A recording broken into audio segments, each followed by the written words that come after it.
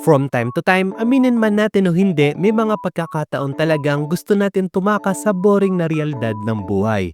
Then pumunta sa isang lugar kung saan pwede tayong maging mga parang bata ulit na punong-puno ng energy para makipag-socialize o gumawa ng mga bagay na hindi iniisip yung consequences as long na nag enjoy tayo. Well, Anime Angas Discord server basically. Join kayo. Anyway, kung bibigyan lang ulit tayo ng pagkakataon para makapag-summer vacation o summer break gaya ng mga estudyante pa lang tayo, I bet walang gugustuhin na i-spend ang mixing summer sa harap ng mga PC nila para mag-Discord. Lalo na kung may option na makapagbakasyon sa isang isla na napakaraming magagandang babae. And hindi sa pagdi-discriminate sa mga female audience ko may mga topless guys din naman, so win-win lahat tayo dito. Mina, what's up? Medyo ang off, pero ang jolly ko masyado para sa isang anime na inaasahan naman ata ng lahat na magiging madrama in the coming few episodes. Huwag magpapadala sa interesting visuals kasi feeling ko magiging trauma dump ang anime na pag-uusapan natin ngayon. Ito ang anime na Summer Pockets, isa sa mga anime mula sa Spring 2025 seasonal lineup. Adaptation to ng isang 2018 visual novel mula sa Key na kilala sa mga madramang visual novel game, kabilang dito ang Clannad, Angel Beats at Charlotte, na at the same time ay nagkaroon din ng mga anime adaptations. Ang kwento nito ay about kay Takahara Hairi. Dahil sa traumatic event na nangyari sa kanya, ginamit niya ang pagkakataon na makatakas sa reality nung nakatanggap siya ng message mula sa kanyang tita na humihingi ng tulong upang linisin ang isang malaking bodega. Pero isang gabi habang nag-i-stroll gamit ang motor ng tita niya para maghanap ng makakainan, napahinto siya sa isang elementary school kasi may narinig siyang nag-swimming.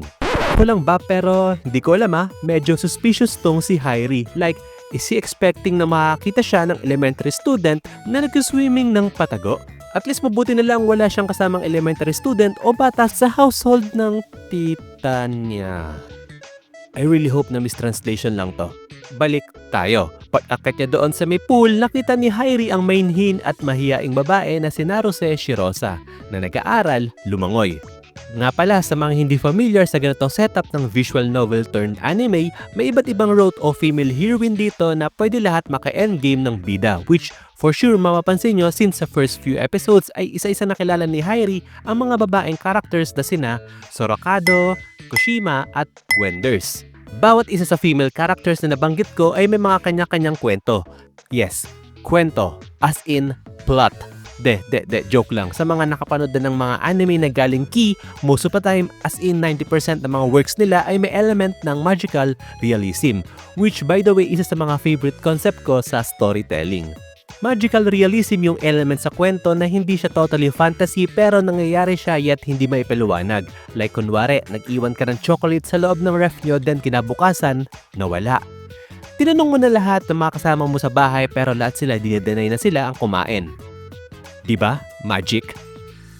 Going back, Summer Pockets yung anime na may re-recommend ko sa mga may hilig sa chill and laid-back anime, yet gusto ma-inspire at mag-isip-isip ng konti. Kung may lesson man siguro ang anime na to, ito yung it's okay to take some break. Pause muna. Time first. Pwedeng huminga sandali. Walang husga sa'yo kung pipiliin mo muna yung sarili mo this time around. Go find yourself first. Then, pag ready ka na, tara na. Let's go. So, that's it na nag-enjoy ba kayo sa video? If give me a thumbs up. May nakapagsabi sa akin na magandang araw yung visual novel game nito. May nakalaro na ba sa inyo? Comment down below. With that, well, yun lang.